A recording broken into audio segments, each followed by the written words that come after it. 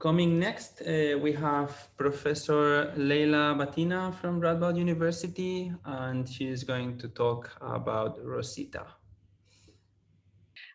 So I'm going to speak about Rosita, or towards automatic elimination of power analysis, leakage, and ciphers, which is quite recent work. Actually, it's my new material, I could say. It was first presented at RWC a few weeks back by my colleagues and collaborators. But it's actually like due to fully appear at NDSS symposium in February, so it's like quite recent. But you can still catch up. There is a recording on YouTube from RWC. So, but anyway, this is a longer talk with this as the main subject. So I kind of hope that even if you saw the other one, that it's still interesting. And it's a joint work with collaborators from Australia, Madura Shelton, Marcus Wagner, and Yuvalia Rom, Francesco Regazzoni from Lugano, and my PhD student, Nils Samuel. So interesting enough, Mark said that there are participants from all over the world, but I didn't see Australia on that map, as like nobody registered. So yeah, at least we have Australia co-authors in this talk. So yeah. Anyway, this is the outline. I'm gonna start with some introductions, so kind of assuming a somewhat broader audience than what would be like a typical conference where side channel analysis attacks are one of the core subjects, like chess. But I'll try to keep it short and move over countermeasures and leakage evaluation to the main focus of this talk, which is basically on leakage emulation and Rosita as our new tool, which is a sort of code rewrite engine fixing the leakages in MAST implementation. So I said it now, but we'll speak in more detail on the exact meaning of it. I'll give you some results from 3 ciphers that we implemented, evaluated on leakage due to microarchitectural interactions, and then fixed with Rosita. And then I'll give you some conclusions and future work. So yeah, as introduction, as you know, the usual scenarios with embedded crypto devices is kind of a known challenge, is that due to all the constraints on all those devices, when we get to implement crypto, we are kind of quickly running out of resources, especially with very stringent requirements on power and energy. And as being quite relevant, as also Johan mentioned in his talk, like this energy requirement is especially for IoT and other devices.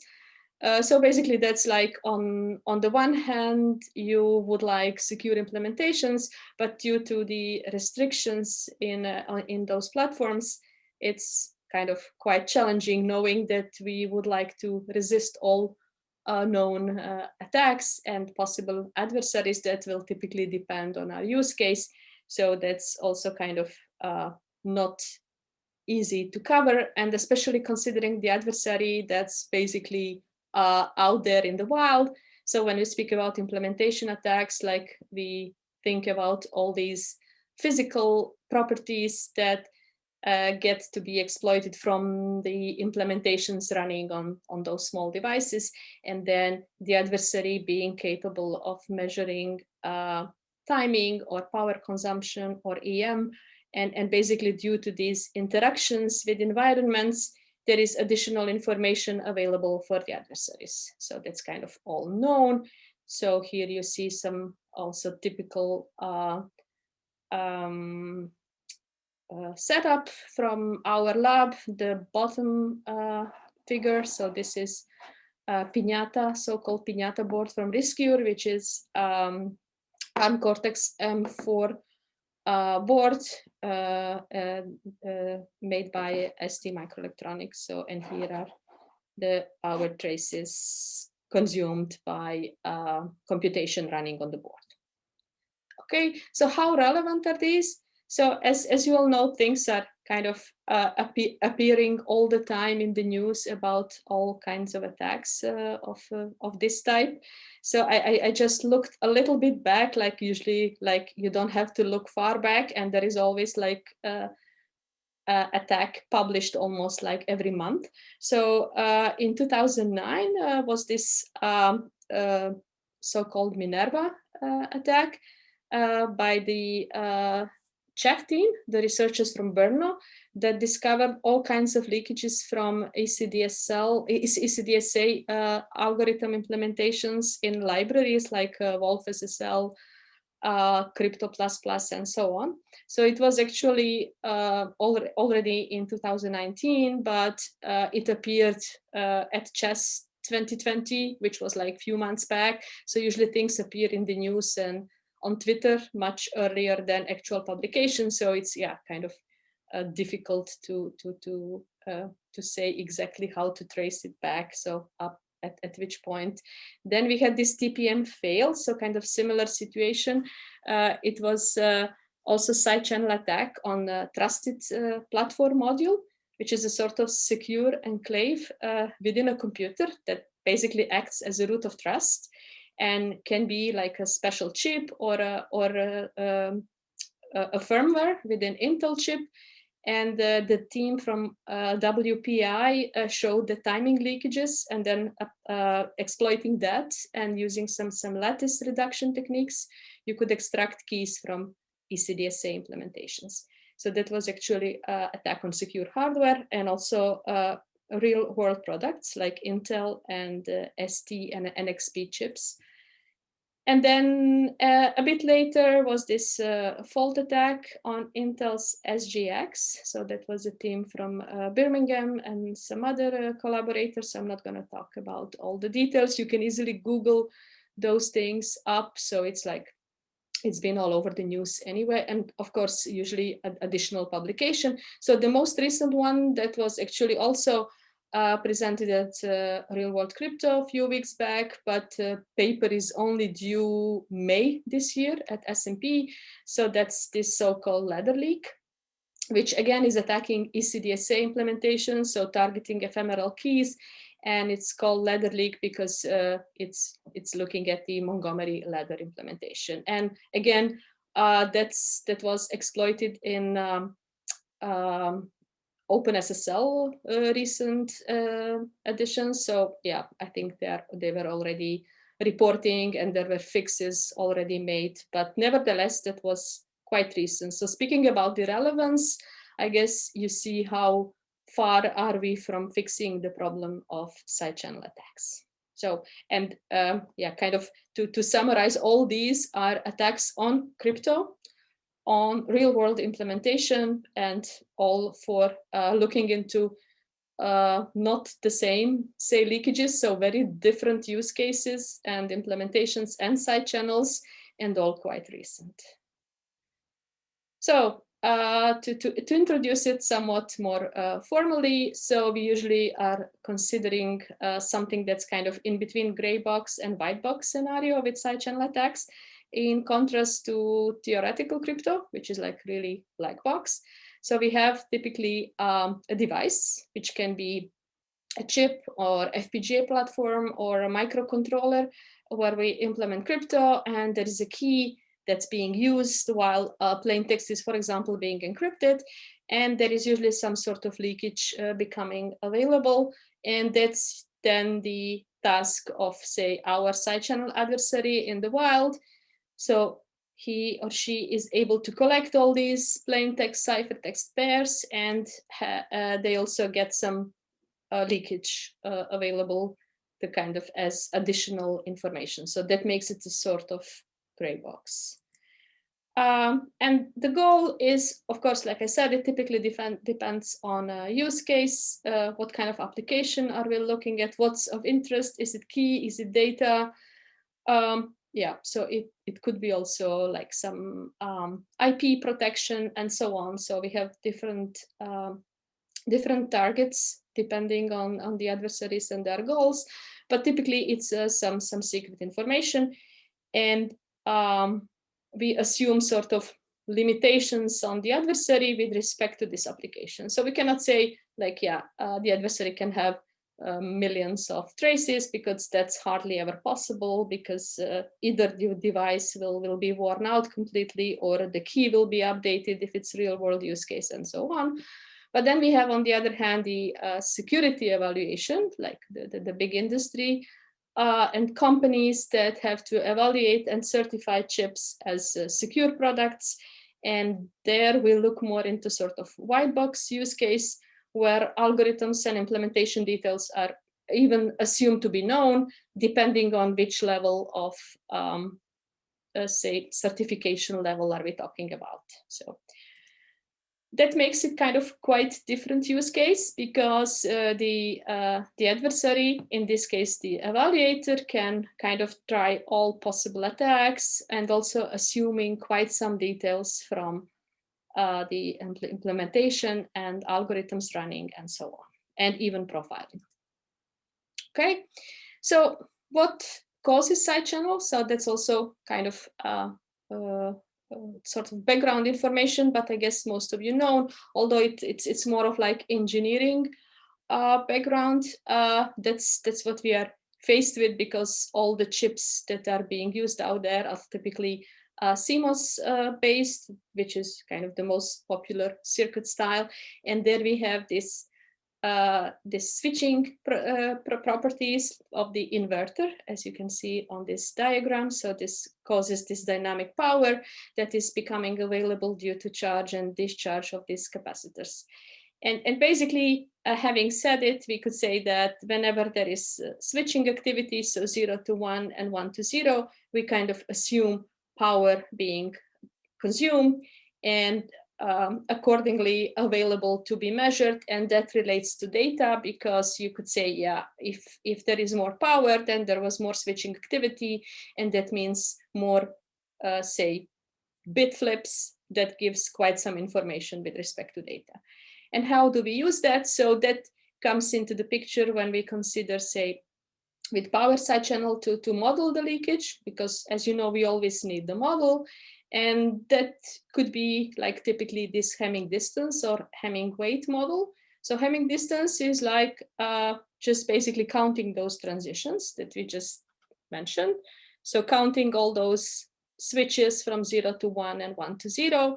And the example is like a typical AES implementation, which does one AES round within a cycle, and then having a register that keeps the value being computed.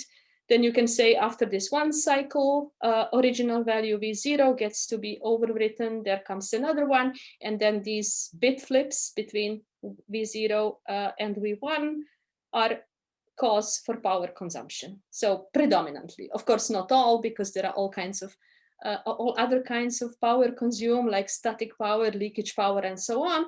But say our model is quite often just take this dynamic power consumption. Okay, so then basically we compute Hamming distance, or this is equivalent to Hamming weight of the XOR of the two. And that would be a good model for hardware, but with software implementations, like on a microcontroller, we have typically two registers, and then there is a bus over which values are being transferred, and there is a CPU in addition where computation is taking place. So you could say that having a simple instruction like a move from RB and RA will move the content of A to B, but that will happen via this bus, microcontroller bus, as you can see here. So basically, situation is quite different, because those buses are often set to 0 or pre-charged. So we basically only need to count not the number of transitions, but number of ones that will appear later on. So like in this case with V0, because whatever was written before is going to be put to 0 or sometimes to 1. This is just another model. And that all makes possible to do something like differential power analysis, as you know. So that's kind of the core story behind, is that due to these dependencies of power consumption, say to data or instructions. So depending on whether we are discussing differential or simple power analysis, we could say that the core idea is that due to the fact that power depends on data, if we find a way to model that in a way which is either Hamming way or Hamming distance or some other, we are able to find the keys or other secret data by just building, say, our hypothesis on the key and testing those based on our model. And that's basically what you see in academic papers and other experimental studies, that typically when you perform a DPA, you have this kind of attack. When there is a correct key, you see those peaks. And when it's not, then you see something like this that looks more like just a noise. So basically, peaks suggest that this is the right key hypothesis.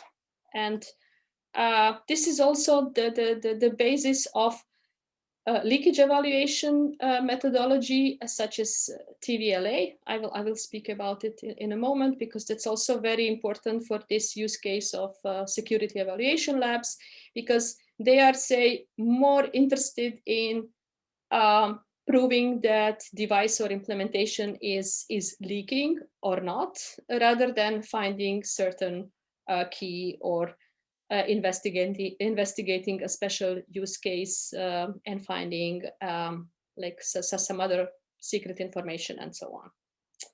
So then it's kind of, the goal is to look for more generic leakage evaluation rather than just perform attacks.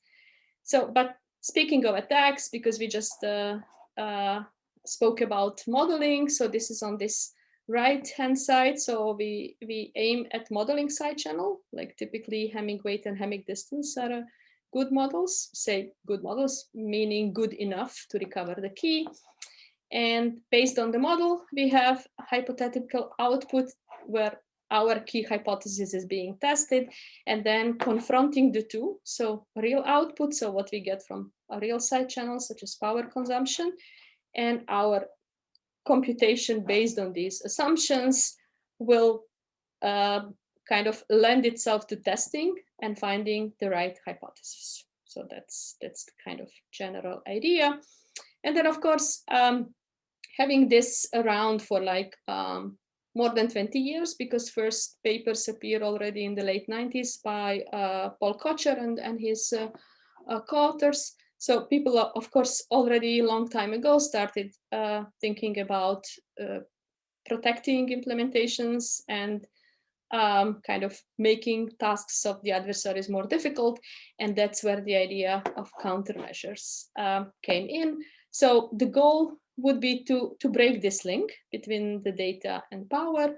And one idea is to use something called masking, which makes that which basically relies on the fact that although power depends on data, we should just make it, we should just make sure that it doesn't depend on the actual data, but on some other data that's being processed. So we kind of do not compute on actual data, but mask it somehow, or randomize. So there are different terms in usage, typically depending on whether you use public key or secret key, but the idea is to actually is to do not compute on actual data. And then it can be done on different levels. So starting from arithmetic, so you could just mask on the algorithm level without thinking immediately on implementation, but it can be all the way to the gate level. And then another approach is to do hiding, which is more usually assuming some hardware enhancement that would make signal to noise ratio diminishing, or we could think about using special logic styles and so on and so on. So all kinds of ideas appear in the past 2 decades, because this kind of research has been around, as I said, academically since the late 90s, and technically probably much longer. So Now we are interested in masking because Rosita is actually fixing masked implementations. So I also want to say a few words about that. So as already mentioned, the core idea is to randomize all intermediate values. And one way to do that is through something known as secret sharing. So basically you split the value here, so-called internal sensitive value V, into D+1 shares by, for example, XORing them all. And if the adversary wants to recover this secret value, she or he would typically need to recover all the shares.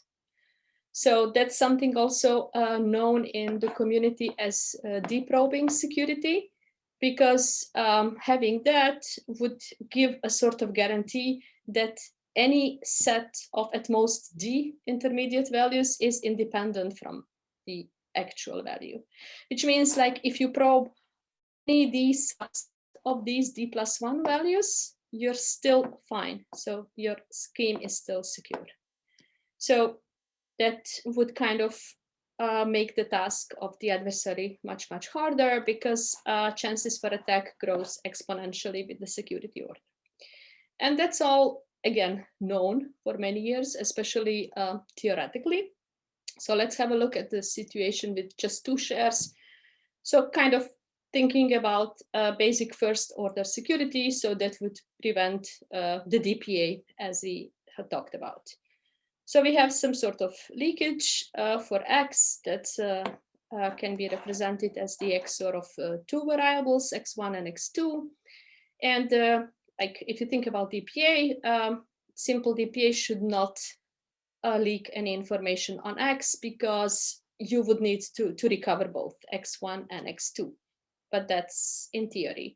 And indeed, when you look at it from the theoretical perspective, say from statistics and probability, so we have only 4 options to share, 0 and 1. So for 0, we can share X0 as 0, 0 and 1, 1. Or if it's 1, can be that it's 0 XOR 1 or 1 XOR 0.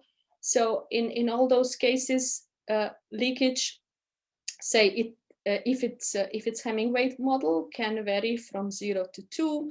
But basically, when you look at the first order, mean is always the same. But what changes is variance in those 2 cases, if it's 0 or 1, but that's already order 2. So theoretically speaking, we're fine. But in practice, what happens is there are all the time happening other microarchitectural and other interactions between values in the processor that can cause first order leakage. So typically, they are due to some transitional effects and glitches. And to explain on this example, so if you think about X being shared as X1 XOR X2, and X1 being transferred over a bus, and then afterwards X2, so basically there will be, say, transitioning between X1 and X2, which means that the bus will leak Hamming distance of X1 XOR X2, and that's exactly the value X. And that's exactly what happens. So at the end of the day, it's just practice. Huh? It comes down to the way you implement it, and it's going to be secure if you implement it securely. So we often see provably secure implementations that get to be broken in practice all the time. And that's kind of, yeah, in a way, this is a very simplified view on why this could happen. And there were also like very practical papers, like the one of Balas et al., showing that basically those unintended interactions can halve the number of values that adversary needs. In other words, if you want a second order security, you can have it with four shares. So that means kind of typically halving the way, which suggests that that 2 shares do not provide for first order security. I mean, just like that. Of course, you have to do something more. And that's a sort of starting point for this work. And before saying that, I just want to also kind of say it in a more formal way. That's something that, again, this theoretical leakage resilient community calls independent leakage assumption, which means to be able to prove things, they need certain assumptions. And one of them is that independent computation will lead to independent leakage. But basically, it's very hard to rely on this model, because you cannot make sure that just probing one intermediate value will give you no other information, or like probing one bus will just give you value on that bus, and that's it.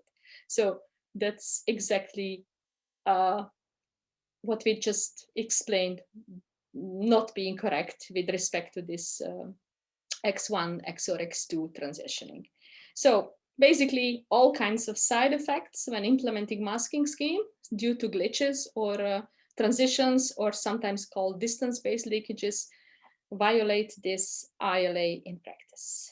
And TVLA is, as I already said, it's kind of very well-known and accepted leakage assessment methodology, because again, thinking about the way to make sure that devices are secure, that's something that's very important for the semiconductor and the security evaluation companies, because as we observe, number of attacks keeps on growing, then correspondingly number of countermeasures. So it's kind of arms race between designers and attackers. And we need a kind of way to make this sort of more efficient in terms of being able to kind of evaluate the security of a device in a kind of short time, not and maybe not perfectly, but it's still to be able to answer question about if there is leakage and what kind of leakage and so on. So that's kind of something that is coming as very, very important question, and many companies are interested in this kind of evaluation. And TVLA, like the point of this slide is TVLA is something that we use, but somehow it just doesn't meet all our requirements. So now I'm going to speak about how we could do all these things and how we can fix the situation with masking that's, while in theory secure, in practice leaks. But maybe before that, I want to ask if there's a question or comment or anything. So far there are no questions written, Lejla. So, okay, thanks. Yeah, we can continue. Thank you. Okay, so as I said, so crypto implementation go typically through multiple cycles. And as you can imagine, like due to the number of attacks and the amount of expertise and backgrounds and all the skills that one could need, like even given background, you need to typically acquire a lot of experience in managing all these tasks, say in a lab. So that's also quite time consuming. And at the end of the day, the question is like, what can security evaluator do? Like typically, would they just try all kinds of attacks, or just kind of try to eliminate some without trying, and so on and so on? So that's kind of, yeah, not an easy answer. And even sometimes we notice, obviously, because when real world products like chips that were certified fail in practice, that means that this kind of security evaluation has not been done effectively. And one way to fix that is by using leakage emulators. And recently, recently would be more like 5 to 10 years ago, but this work on emulating leakage and kind of trying to estimate the security in terms of side channel resistance without actual silicon being produced has been kind of around for quite a while, but it was usually identified as a very difficult problem and also very difficult to separate from a specific architecture. So just to mention some previous works, because it's also, of course, the credit goes to those that kind of already noticed the issues and identified as an interesting research question. And as the first one, I want to mention this PinPass project, which was focused on detecting leakage in Java card Java-based smart cards. So interestingly enough, it was a running project when I came to Radboud in 2009. And it was a project between Radboud, Eindhoven University, and security evaluation labs here in the Netherlands, Rescue and Brightside. And I think maybe NXP was also on board. So yeah, it was kind of already then, back then, they were looking into that, but that was Java card specific. Then something that many people will tell immediately, like you should just use SPICE because they give the best power estimates. They are best simulators because they go all the way to transistor level. But that's also like usually observed that SPICE can be very time consuming and has difficulties with simulating complete circuits, like if you want to do whole encryption, or even like okay, yeah, its deficiency go actually much further. It also requires a netlist and special tools and so on and so on. So that's kind of something known, and it just doesn't meet all the requirements in terms of evaluating the leakage of it. So we could say that simulators so far were basically looking either at emulating at the source code level, which would be platform independent, or at machine instruction level, which then is very architecture specific. So that's kind of, usually you win some, you lose some. There are advantages for both approaches, but kind of ideally you would want something platform independent, but that is typically very difficult. And one of the best known simulators around is Elmo, which is the work from McCain and al, so team from Bristol, which is instruction level emulator using power consumption traces from real experiments to make estimates on power consumption. And Elmo appeared in 2017, and so far we can say that it's been fairly popular. It's also very popular architecture for which it simulates. It's ARM Cortex M0, so also the one that was mentioned in previous talk as kind of typical low-cost platform, say for IoT and lightweight crypto devices and so on. And then there were some other, I'm mentioning a few on this slide. There are also approaches not just for like building a simulator, but using code verification techniques, something that Gilles Bart and his team is doing. And also hardware-assisted approaches by using, say, special instruction set to implement masking within processor and so on. And then there was also, say, very relevant work to Elmo and Rosita that also detects ILA violation, but on AVR. That's maybe not so popular platform anymore because it's typically 8-bit microcontroller, so you don't get to put much secure crypto on that, but anyway. So to specify contribution first, so finally we reached that point, although I said quite some of it so far, but now this slide is kind of giving it all. So Rosita is a framework to generate first-order leakage-resistant implementations of mass ciphers by iteratively rewriting the code at leakage points. So that says it all, and now we're going to explain. So how we did it. So we started from Elmo. Then we extended it to Elmo Star, which addresses some issues that Elmo, say, kind of simplified a bit to kind of improve on leakage detection. So because we noticed that there were some other interactions that Elmo does not detect. So for that purpose, we needed to develop Elmo Star.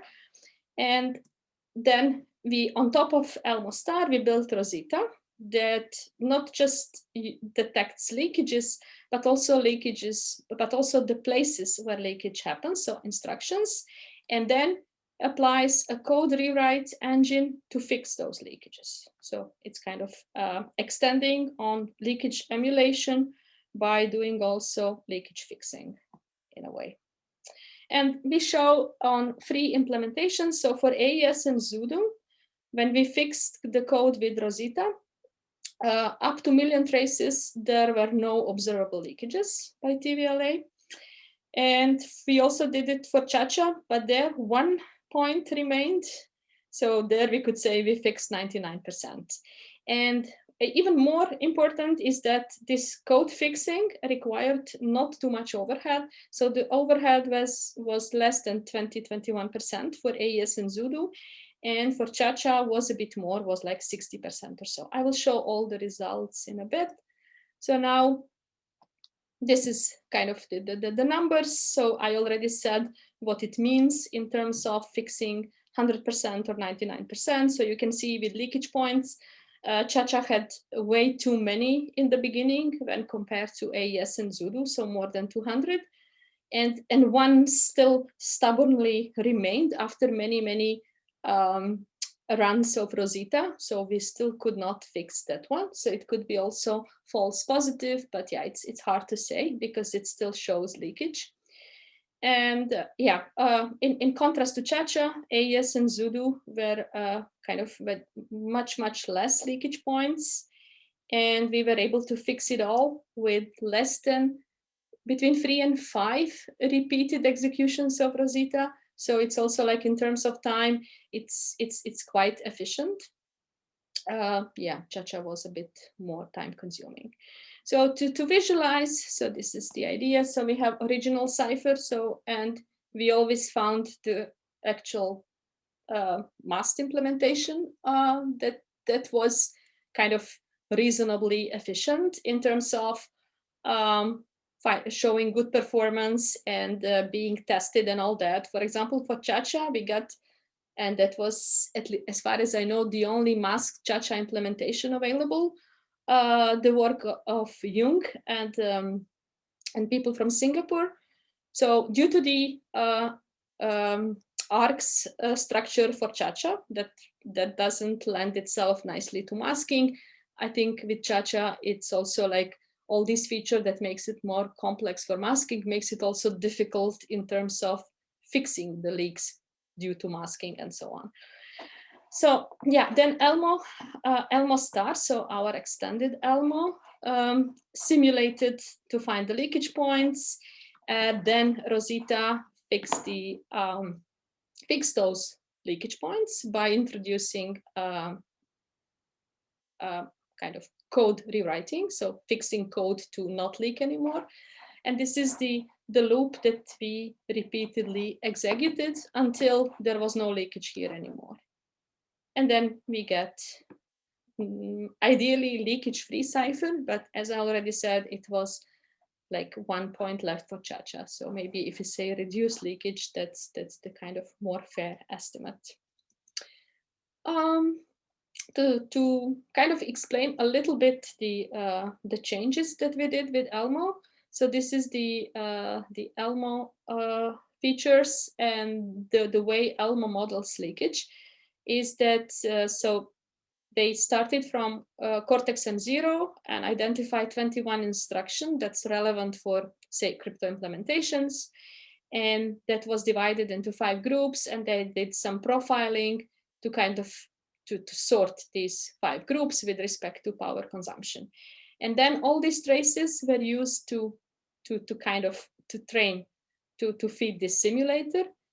And pipeline line was was with 3 instruction, which means basically they were considering all these triplets of instructions, and every trace was processed to always select the point of interest as its representative. So it's also kind of additional simplification, but at the end of the day, you have to, of course, to have kind of efficient model and efficient computation with the model. You of course have to go for many kind of simplifications in your assumptions. And then Elmo does linear regression, and that's also what Elmo star does. And again, the leakage is for ARM Cortex M0, but Elmo star, so in addition to using the same board, again TVLA, we also look at combination of bits across the 2 operands of each instruction. That's also something additional that Elmo did not do.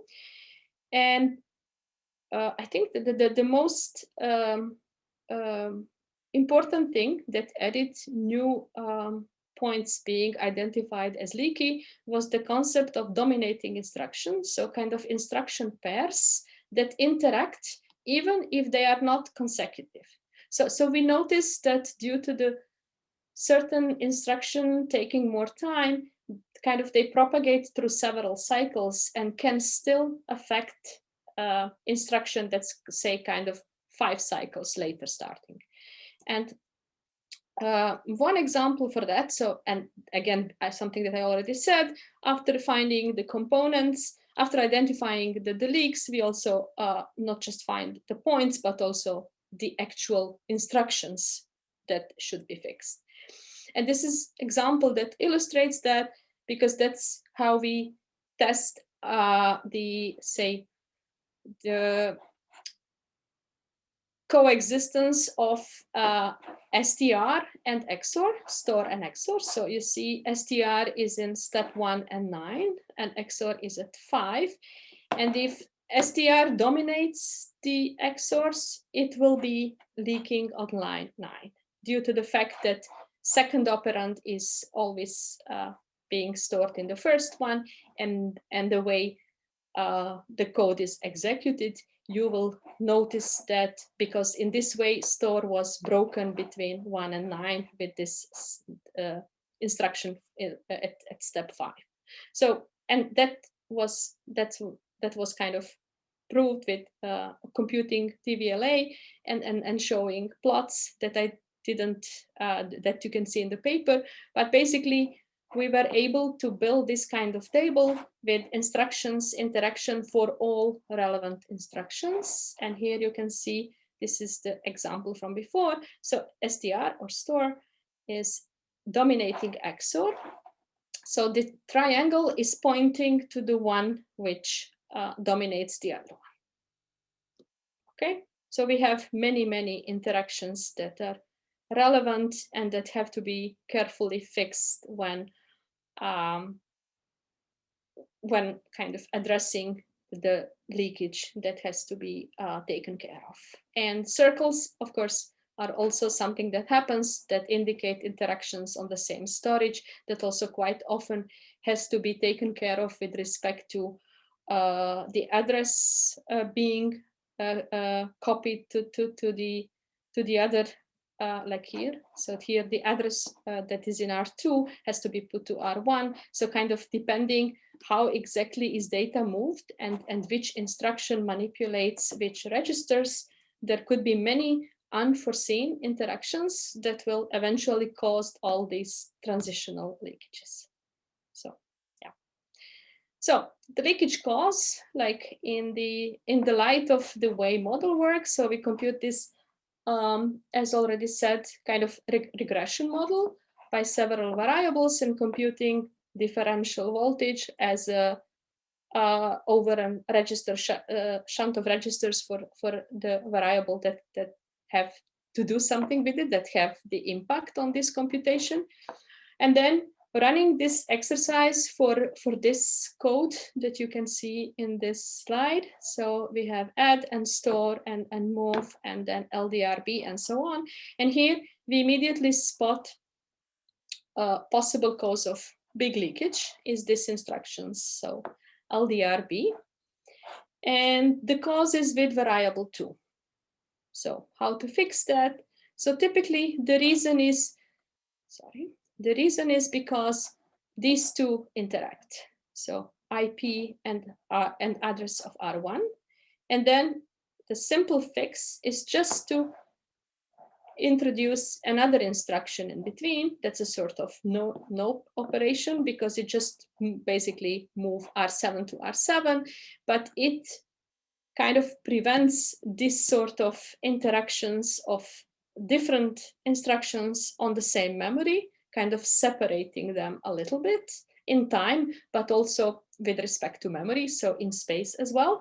And then when you check the values of t-test, we see that this amount has significantly dropped, which means basically that we fixed the leakage that appeared at this instruction.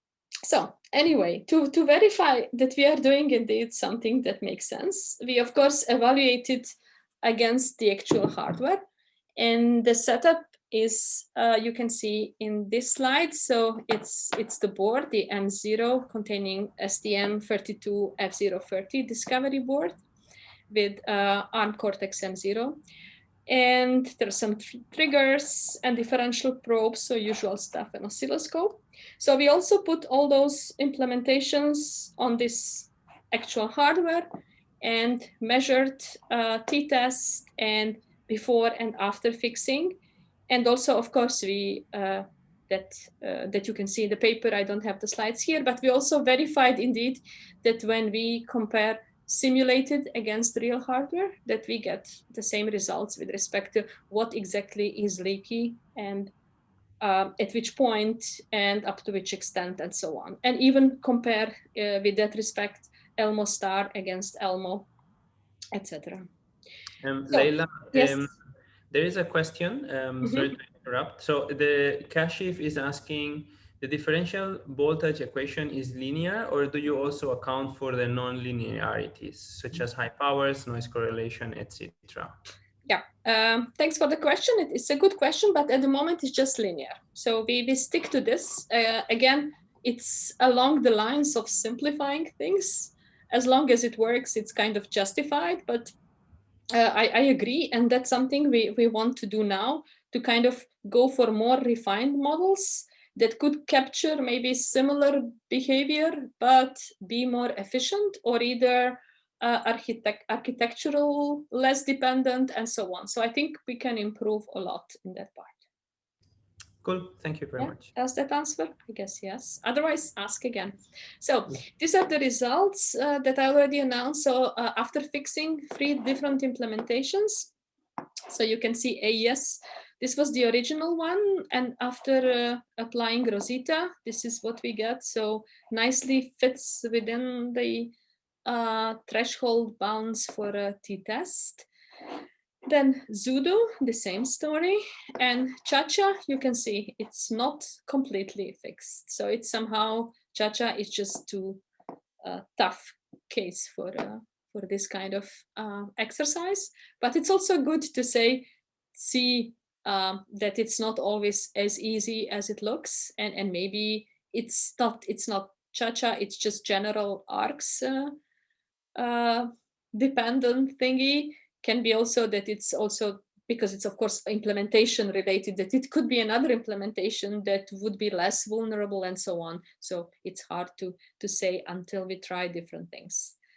And also, as I already said, that the slowdowns were not so shocking. So for Chacha again was quite substantial. So 61% when you go from here to here.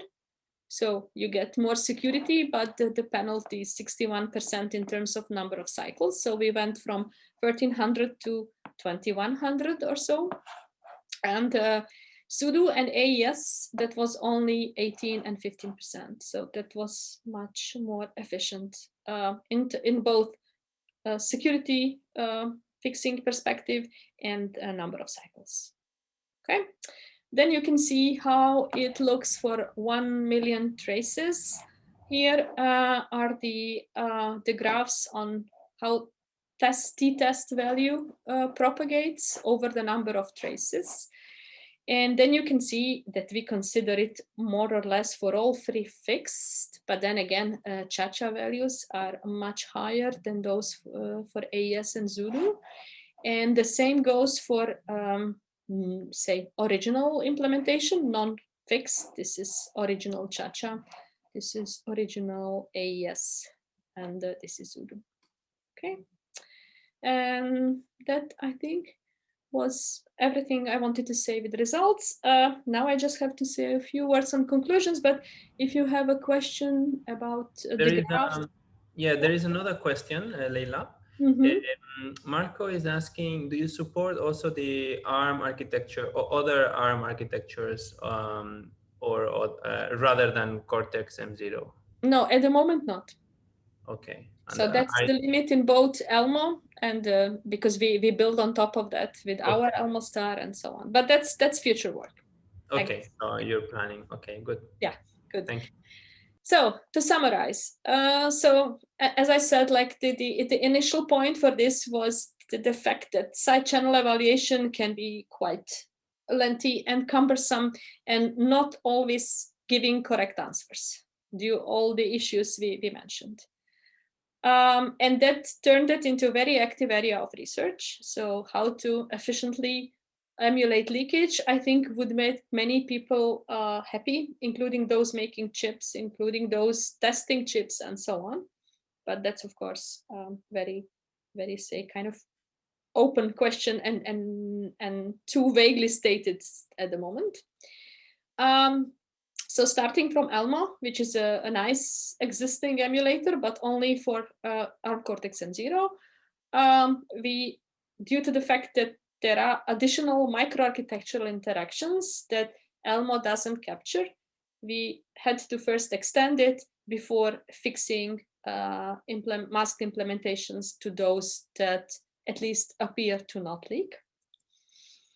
And so creating Rosita means that we don't just emulate leakage in a better way by using Elmo star, but we also use Rosita to fix the code. So to rewrite the code instructions and add additional ones that kind of take care of those interactions. So make, say, these leakage go away, at least as manifested by t-test results. And we, of course, compared with real hardware experiments, and we got really 100% match simulator versus actual hardware. So there is hope in terms of simulators, but again, that's really at the moment very much platform dependent. And this also fixes were affordable, so it's not something terrible. So we can have, after all, affordable first order protection that's also proven to be secure in practice, so not just theoretically. So future work, it would be great to come up with some more generic approach, but maybe for that we need to maybe, I don't know, look into other ideas for profiling. So this was really, like I said, using more like templating kind of ideas, and then building on top of regression, building on top of it. Maybe we can use some machine learning or more advanced AI techniques for that. We are also working at the moment on extending Rosita for higher order leakage. So saying what would it take to fix up to second order, because somehow we noticed that, I mean, real world relevance, nobody will ask for fifth or sixth order, but I think maybe up to second or sometimes third order could be interesting for applications. And of course, again, back to this rant on t-test, which is at the moment the only resort we have in terms of leakage evaluation. So maybe we could do some other stuff there, some better things, maybe based on mutual information or other statistics and so on. And that concludes my talk. This is the paper I basically spoke about, like modulo introduction. And as I said, it's a collaboration with several universities. And there is also GitHub with all the code available. So if you're interested, you can have a look, but I'll be also happy to answer questions. And you can also contact any of my co-authors for questions. Thank you, Lejla. There is one additional question from Professor Abe. He says, on slide 25, what are the various shapes coding? Okay, slide 25. I'm sorry, I went to this mode, but I guess it's fine.